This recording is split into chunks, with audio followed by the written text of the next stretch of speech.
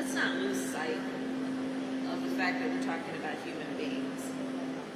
Let's not lose sight of the fact that we're talking about stories that, as the bishop shared and many of the community folks shared, involve horrendous tales of abuse and fear and harm, not only for folks who are coming here in their home country experiencing that, but along the path of their migration. And so let's recognize with a sense of humanity that these issues must be addressed in a way that is informed by fact and informed by reality and informed by perspective that actually is dedicated to addressing problems and fixing them in the most constructive and productive way. The President and I are absolutely committed to ensuring that our immigration system is orderly and humane, and I do believe that we are making progress in that regard. So with that, I'm going to now introduce the Secretary of the Department of Homeland Security, Ali Mayorkas, to make a few comments. Thank you very much, Madam Vice President, and privileged to be with you today. I recommended to the Vice President that we visit El Paso because it is one of the busiest sectors on the border. El Paso reflects the many diverse elements of our mission. It demonstrates also the progress that has been made in the work that remains. In March, this sector experienced overcrowding with unaccompanied children staying in the Border Patrol station for more than an average of 120 hours. We saw too many children in a Border Patrol facility not designed for them for too long. The President and the Vice President directed me in the execution of my responsibilities as the Secretary of Homeland Security to take care of it. Today, the situation is dramatically different. The Border Patrol station is not overcrowded with children, and an unaccompanied child spends an average of less than 30 hours in it.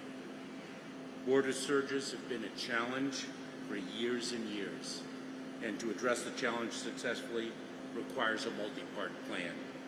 We have a plan.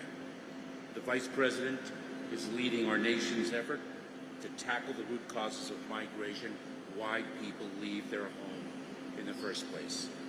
I and my colleagues in the Cabinet have been directed to execute the rest of the plan, to build safe and legal pathways for people who qualify for humanitarian relief under the laws our Congress has passed, to rebuild our country's asylum system that was dismantled under the prior administration, in an orderly and just way to remove those whose claims for relief do not qualify.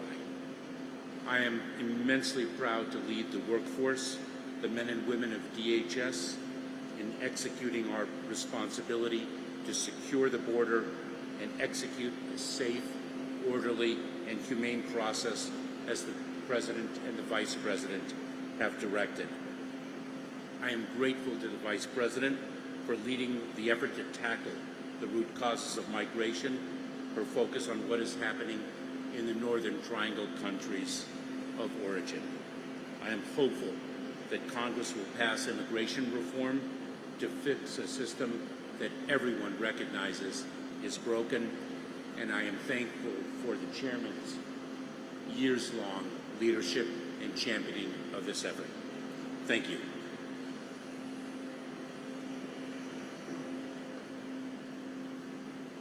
For several years, I served in the Senate with Kamala Harris, Senator from California. We worked on many issues together. There was never a doubt in my mind when it came to the issue of immigration that we were of the same mind as to what America needed to do. When she was given an opportunity to join President Biden in leading this country, she was also given an opportunity to use that commitment to immigration to solve one of America's hardest political problems. Her attendance today in El Paso is an indication of her caring and her commitment to meaningful immigration reform. And I want to join her by saying that the Congress needs to do its part when it comes to immigration reform. It has been 35 years since we've had an immigration bill. Everybody complains about the immigration system, and they should, it's broken. But when it comes to dealing with it, many of folks in the Senate and the House don't want to lift a finger. We need a bipartisan effort to come up with a meaningful, humane, sensible immigration policy in America.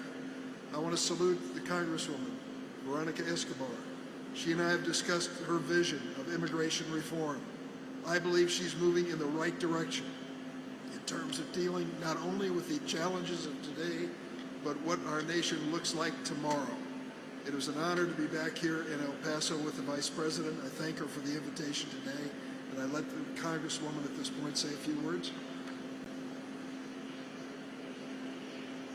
Thank you, Chairman, and thank you so much, Madam Vice President, for being here. It's been an incredible honor and privilege, and I'm so grateful that you accepted my invitation. And Secretary, thank you for your incredible leadership and partnership.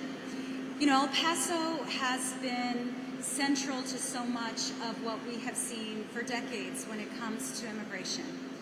And I feel very hopeful because for the first time in at least 4 years, we have an administration interested in addressing this significant challenge in a multifaceted way. But it starts with the work that the Vice President is doing in addressing root causes. But the work doesn't begin and end with her.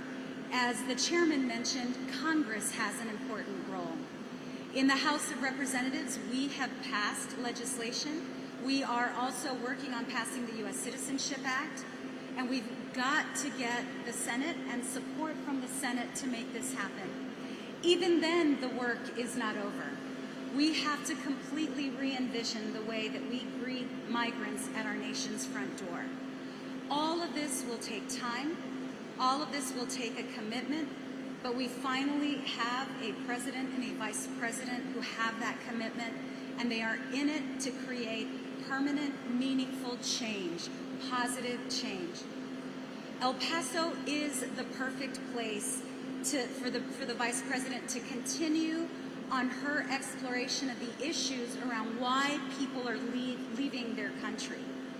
In our community, we have not just a central processing center that addresses those arriving at our front door, but that often receives migrants from other sectors. We also have an emergency influx facility. We have licensed shelters. We have a robust NGO group of organizations working together. And so I'm very proud that El Paso, a place that has always met our nation's challenges with grace, goodwill, compassion, and kindness, that we were the site of the Vice President's visit, and we stand ready to work with her. Thank you.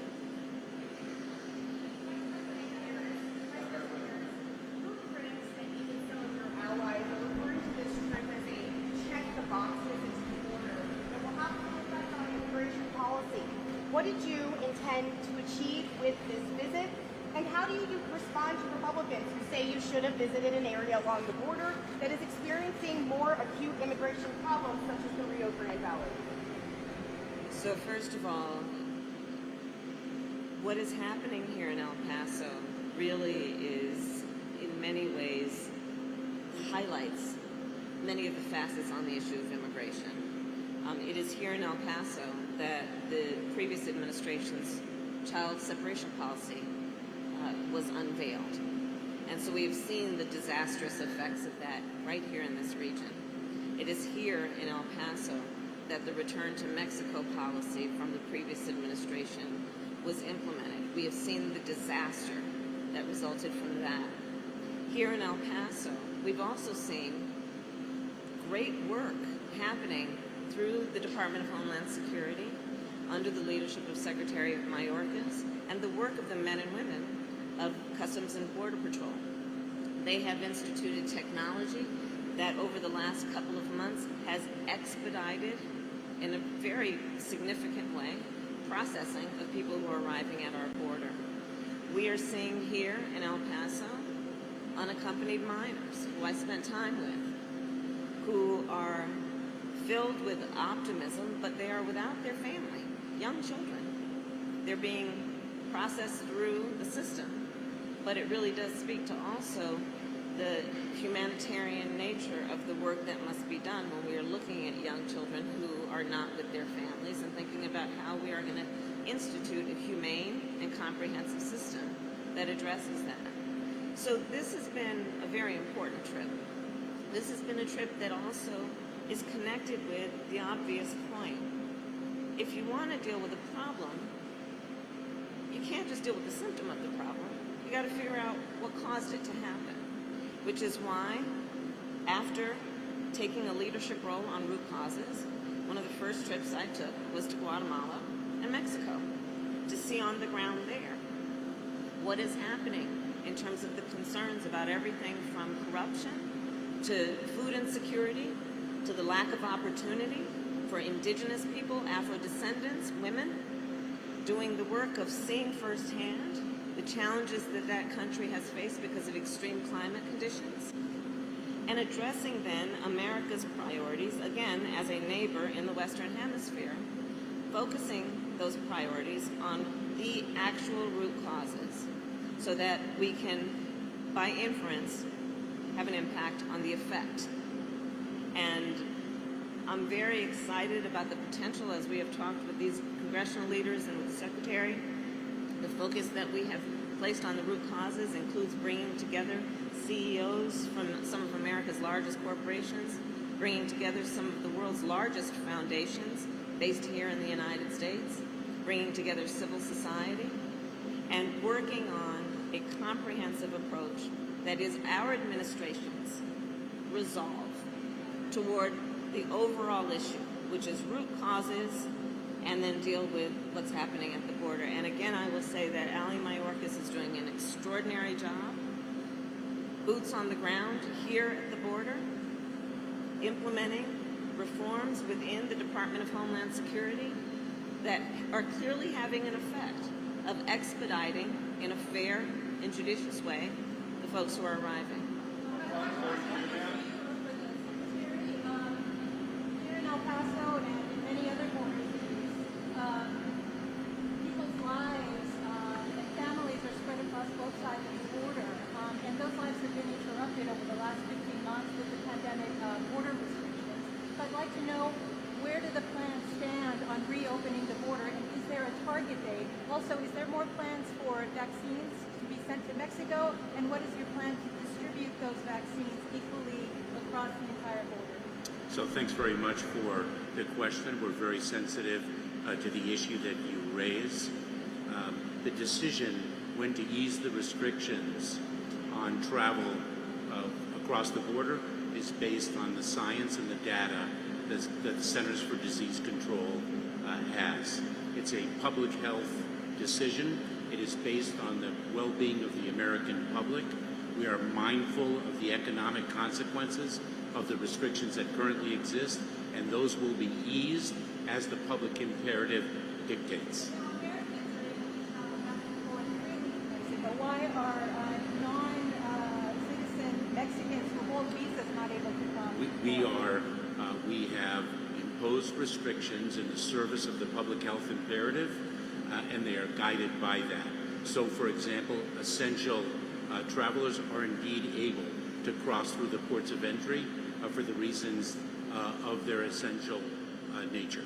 So it's a very measured, calculated approach that addresses the public health imperative and also the objectives of their identity as essential workers. We understand that you were able to meet 5 young girls at the facility, aged 9 to 16. Were you also able to meet other migrants while you were there or during the day-to-day? And with everything that you received, how does that sort of inform your understanding of the problems that are currently happening at the border, not just the root causes? So I met with the children, with the girls, and it was interesting. They have obviously fled great harm. They're without their parents. They are also full of hope. They were asking me questions. How do you become the first woman vice president? But it also reminds me of the fact that this issue cannot be reduced to a political issue. We're talking about children, we're talking about families, we're talking about suffering, and our approach has to be thoughtful and effective. And we can take all of these perspectives into account and have meaningful, good public policy if we just stop the rhetoric and the finger pointing and do what we need to do, including, as Chairman Durbin has been doing for years, agreeing that we need immigration reform in our country and that Congress must act. Let's do the work of agreeing you can't just react to a problem without solving it at its roots. Let's agree to that. So when I think about what I heard and saw today, I will tell you it was very reaffirming of everything that I heard and saw when I was in Guatemala. Everything that I discussed with President Lopez Obrador in Mexico about the partnership between the United States and Mexico to invest in the root causes. Seeing that there is a very clear and direct connection. It literally is direct and clear. But I will tell you, one of the things that every place has been a theme has been people don't want to leave home if they don't have to.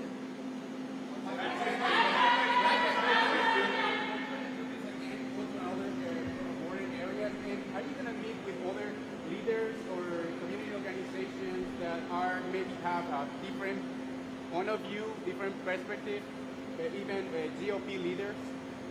I am meeting with a lot of folks, and the work that we have begun is the work that is going to be ongoing. There is no question, and I said this from the very beginning, that our approach to this issue has to be with a commitment to a long-term investment, and it has to be a commitment to consistency. The United States has to be consistent.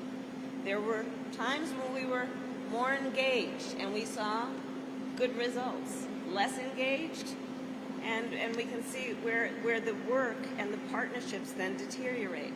So I am committed to ensuring that we engage in an active way on the root causes, on addressing the cause and effect, and also being partners in the Western Hemisphere, understanding that we have a responsibility, and if we ignore that responsibility, it will visit itself upon us in a very domestic way. So thank you. About border security.